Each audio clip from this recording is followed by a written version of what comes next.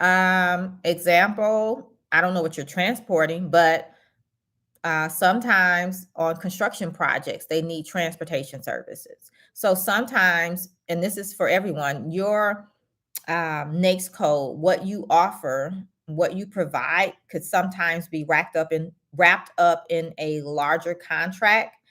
So that's something else you'll have to be mindful of and look into. And that's something we talk about in the accelerator program as well.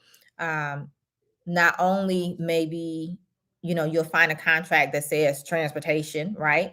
But within a construction project, within a real estate project, it could be some transportation involved. So you never know. You have to think outside the box and, just look at any and all opportunities. Okay.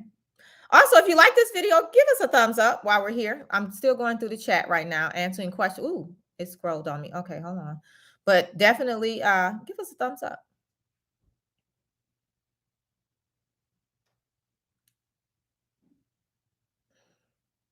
So Liz says, oh, it says I have a question.